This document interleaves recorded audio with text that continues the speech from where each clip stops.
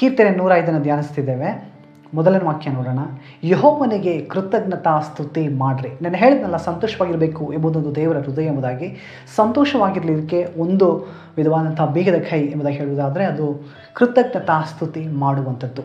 ದೇವರನ್ನು ಸ್ತುತಿಸುವಾಗಲೇ ನಮಗಿರುವಂತಹ ಒಂದು ಅಂತರಿಕ್ಷ, ದ ಎನ್ವೈರ್ನ್ಮೆಂಟ್ ಅದು ಬದಲಾಗ್ತದೆ.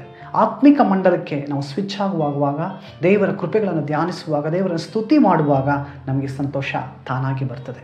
ಯೋಷಾಫಾತನು ಯುದ್ಧ ಅಂತ ಬಂದಾಗ ದೇವರ ಹತ್ರ ಓಡೋಕೆ ಹೇಳ್ತಾನೆ, ದೇವರೇ ಯುದ್ಧ ಏನು ಮಾಡೋದು ಅಂತ.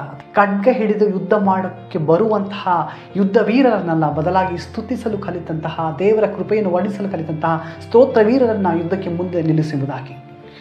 ಸ್ತೋತ್ರದಲ್ಲಿ ಬೀಳದಂತಹ ಯುದ್ಧ ಸೈನ್ಯಗಳಿಲ್ಲ, ಸ್ತೋತ್ರದಲ್ಲಿ ಬೀಳದಂತಹ ಯೆರಿಕೋ